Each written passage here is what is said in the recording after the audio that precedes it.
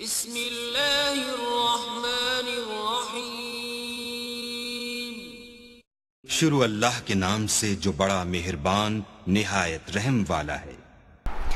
ये है right angled triangle. Right angle triangle होती क्या है? राइट एंगल ट्रायंगल हमें पता है, ट्रायंगल 3 साइड्स होती हैं इसकी, ठीक है, तीनों में एंगल होते हैं, तीनों साइड्स के साथ एंगल होते हैं। तो इसमें राइट एंगल में होता है कि 2 साइड्स जो हैं वो एक दूसरे के 90 डिग्री होती है या परपेंडिकुलर इसको कहते हैं, ठीक है। और इसके अलावा जो है 2 एंगल्स होते हैं, उनको मैंने नाम दे दिया अल्फ़ा और बीटा का एंगल नाम दे दिया। अब हमारे पास जो साइड्स एक दूसरे के परपेंडिकुलर हैं, 90 डिग्री पर हैं, उनमें से एक परपेंडिकुलर है और एक बेस है, और जो तीसरी स्लोपी या स्लोप जिसकी होती है, ढलवान होती है साइड, वो हमेशा हाइपोटेन्यूस होती है। आपके सामने ये 2 सेम राइट एंगल्स ट्रायंगल नज़र आ रही होंगी, लेकिन इनमें थोड़ा सा डिफरेंस है, इनको सॉल्व करने में थोड़ा सा डिफरेंस रखा गया है। हमारे पास एक एंगल है अल्फ़ा और एक एंगल है बीटा, ठीक है, जो बी पर बन रहा है। अब हमने बारी बारी इनके कंसेप्ट्स को इंडिविजुअली पढ़ेंगे कि अल्फ़ा के हिसाब से अगर हम इस राइट एंगल ट्रायंगल को सॉल्व करते हैं तो क्या हमारे पास सोल्यूशन आएगा, और अगर बीटा के हवाले से इसको सॉल्व करते हैं तो क्या सोल्यूशन आएगा। फर्स्ट अजम्पशन हम ये करते हैं, लेट्स सपोज जो हाइपोटेन्यूस है हमारे पास, वो हमारे पास नॉन है, मतलब कि इसकी वैल्यू हमें लेट्स सपोज पता है, नॉन तरफ लिख दिया नॉन, ठीक है। अब क्या है, हमारे पास परपेंडिकुलर जो है ये भी अननोन है, ठीक है, और हमारे पास बेस भी क्या है, ये भी अननोन है। दोनों केसेस के अंदर ऐसा ही है, परपेंडिकुलर भी और बेस भी अननोन है। मैं इनको बेस, एक को बेस और एक को परपेंडिकुलर, 2 सेम डायग्राम में 2 डिफरेंट पॉइंट्स पर इनको डिफरेंट नाम दे रहा हूँ। क्यों दे रहा हूँ मैं आपको बताता हूँ।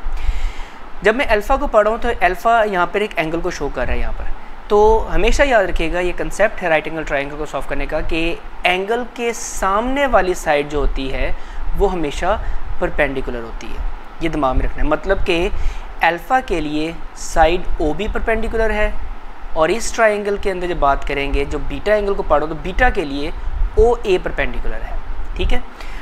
और वो साइड जो परपेंडिकुलर पर 90 डिग्री पर होती है, मतलब अकॉर्डिंग टू द एंगल जो परपेंडिकुलर बन रहा है उस पर 90 डिग्री, वो बेस होगी, या एंगल के नीचे वाली साइड जो होगी वो बेस होगी। मतलब अल्फ़ा के नीचे क्या बन रही है, ओ ए है तो बेस कहलाएगी, ठीक है। और बीटा के नीचे कौन सी बन रही है, ओ बी, तो ये बेस है। और पहले आपको बताया कि जो स्लोप साइड होगी वो हमेशा हाइपोटेन्यूस होगी। तो ये तो बेसिक कंसेप्ट यहाँ पे हमने देख लिया। अब हम बारी बारी देखते हैं कि हमारे पास हाइपोटेन्यूस नॉन है, ठीक है, और हमारे पास परपेंडिकुलर अननोन है। तो अल्फ़ा एंगल हमने मालूम करना है, ठीक है। तो या हमारे पास लेट्स सपोज एंगल गिवन है तो हमने परपेंडिकुलर मालूम करना है, या परपेंडिकुलर गिवन है हमने एंगल मालूम करना है। हमारे पास एक साइड नॉन है, हाइपोटेन्यूस, परपेंडिकुलर भी नॉन होगी तो एंगल आप निकाल लेंगे। अगर एंगल नॉन होगा, हाइपोटेन्यूस नॉन होगी तो परपेंडिकुलर निकाल लेंगे।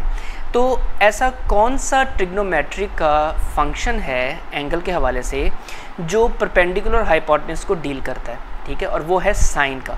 तो साइन ऑफ अल्फ़ा बन जाएगा परपेंडिकुलर हाइपोटेन्यूस, हमने इसमें से परपेंडिकुलर मालूम करेंगे, ठीक है। तो साइन ऑफ अल्फ़ा जो कि परपेंडिकुलर है वो है ओ बी, वो मैंने लिख दिया, ओ बी है, और बेस है ओ ए, वो भी मैंने लिख दिया। तो यहाँ से परपेंडिकुलर निकालेंगे, ओ बी जो है वो बराबर हो जाएगा A B sine of alpha. इसके साथ ही दूसरी तरफ हम बात कर रहे हैं, बीटा एंगल को पढ़ रहे हैं, बीटा के सामने परपेंडिकुलर जैसे बता दिया, दूसरी बेस और हाइपोटेन्यूस। तो ऐसा कौन सा ट्रिग्नोमेट्रिक, हम इसमें भी हमने परपेंडिकुलर मालूम करना है, ठीक है। पहले परपेंडिकुलर मालूम करते फिर हम बेस की बात करेंगे। तो वही साइन का फंक्शन लगाएंगे, sine of beta perpendicular hypotenuse, इस पर परपेंडिकुलर क्या बना, ओ ए, ये लिख दिया, और हाइपोटेन्यूस क्या है, ए बी है। और यहाँ से परपेंडिकुलर की वैल्यू क्या आ गई, इस ट्रायंगल की वो आ गई A B sine of beta.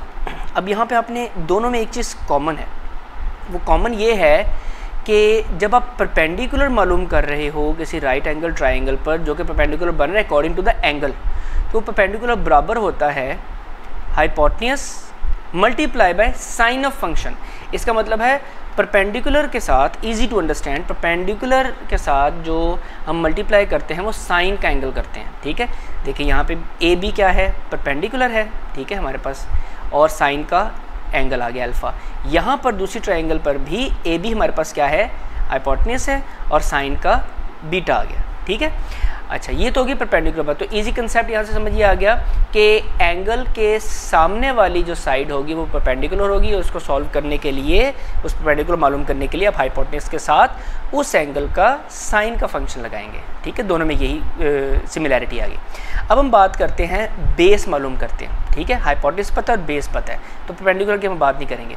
Hypotenuse और बेस, कौन सा ट्रिग्नोमेट्रिक ऐसा फंक्शन है जो हाइपोटेन्यूज और बेस के साथ डील करता है? वो है कॉस। ठीक है, कॉस होता है बेस ओवर हाइपोटेन्यूज। ठीक है, तो अब कॉस ऑफ अल्फा के बेस ऑफ हाइपोटेन्यूज हमने बेस मालूम करनी है। हाइपोटेन्यूज हमारे पास नॉन है, मैंने पहली बात कर दी, असम्पशन लगा ली हमने। तो हमारे पास ये बन जाएगी बेस है ओ ए ओवर हाइपोटेन्यूज है ए बी, तो ये बन जाएगा ओ ए ओवर ए बी। तो ये ए बी जब यहाँ जाएगा तो ये बन जाएगा A B cos of alpha is equal to O A, और ओ ए हमारे पास बेस है। चलें, सिमिलरली हमने जब दूसरी तरफ ट्राइंगल को देखा तो यहाँ पर कॉज ऑफ बीटा की बात करेंगे, क्योंकि यहाँ पर भी हमने क्या मालूम करना है? बेस मालूम करना है, और बीटा एंगल बीटा के ऊपर मालूम करें तो कॉज ऑफ बीटा बनेगा यहाँ पर, क्योंकि कॉज का फंक्शन लगेगा बेस और हाइपोटेन्यूज के साथ डील करने के लिए। कॉज ऑफ बीटा बनेगा बेस ओवर हाइपोटेन्यूज। बेस क्या है यहाँ पे ओ बी है, ये लिखा हुआ ओ बी, और हाइपोटेन्यूज क्या है? ए बी है, ये सामने आ गया। तो यहाँ से बेस आपने मालूम कर ली, ओ बी जो है वो आ गई A B cos of beta. अब जैसे मैंने अभी ऊपर इस इक्वेशन पर, मतलब ये जो सॉल्व किया हमने ट्राइंगल, उसके अंदर परपेंडिकुलर को डिस्कस किया था, सिमिलरली अगर मैं बेस को डिस्कस करूँ तो ये पता लगता है कि जब बेस आप मालूम करते हैं ना किसी राइट एंगल ट्राइंगल की, तो हाइपोटेन्यूज के साथ वो जो एंगल, जिस एंगल के मुताबिक आपने बेस बनाई है, उसका कॉस का फंक्शन होता है। सिमिलरली यहाँ पे बेस क्या बन रही थी? इस ट्राइंगल में ओ बी बन रही थी, डिफरेंट थी सारी बात इस ट्राइंगल से, लेकिन सिमिलैरिटी क्या थी कि हाइपोटेन्यूज के साथ कॉस का एंगल आया। तो बस ये आपने दिमाग में याद रखनी बात। ठीक है, अब इसके एक एग्जांपल में आपको टू मेक श्योर कि आपको इस कंसेप्ट की समझ आ जाए, मैं आपके सामने एक इस किस्म का डायग्राम एक और बना दी है कि हमारे पास लेट्स सपोज अब ए वेक्टर है। ठीक है, वेक्टर को जब रिजॉल्व करते तो वो उसके रेक्टेंगुलर कंपोनेंट्स के अंदर हमने उसको रिजॉल्व कर दिया, और वो रेक्टेंगुलर कंपोनेंट्स बन गए। ठीक है, ये Y component, let's suppose understanding के लिए कहता हूँ, ये कार्टेशियन कोऑर्डिनेट सिस्टम के अंदर है, ये एक्स कंपोनेंट है, एक्स एक्स है, ये वाई, तो ऑब्वियसली ये वाई कंपोनेंट है। ठीक है, और ये क्या है? एक्स कंपोनेंट है। अभी हम कन्वेंशन की बात नहीं करेंगे नेगेटिव डायरेक्शन में, नो, अभी हम सिंपल कंसेप्ट समझ रहे हैं। ठीक है, अच्छा, तो ये जो ओ बी है, ठीक है, अगर मैं अल्फ़ा के हवाले से वेक्टर ए को पढ़ो इस एंगल के हवाले से, लेट्स सपोज, तो इस एंगल के हवाले से ये जो सामने वाली साइड है वो होगी परपेंडिकुलर, अल्फ़ा के लिए परपेंडिकुलर होगी। तो इसका मतलब है अल्फ़ा के लिए जब ये इस साइड को मालूम करूँगा परपेंडिकुलर जो है, तो परपेंडिकुलर के साथ हाइपोटेन्यूज का साइन का एंगल आता है, तो हाइपोटेन्यूज का साइन का अल्फ़ा एंगल आ गया। ठीक है, लाइकवाइज जब मैं बात करता हूँ बेस की बात करूँगा अकॉर्डिंग टू अल्फ़ा एंगल, तो बन जाएगा हाइपोटेन्यूज का कॉस का एंगल। ठीक है, सिमिलरली जब मैं बीटा की बात करता हूँ तो बीटा के लिए सामने वाली साइड जो है दैट इज़ परपेंडिकुलर, तो उसकी वैल्यू हम परपेंडिकुलर कैसे मालूम करेंगे?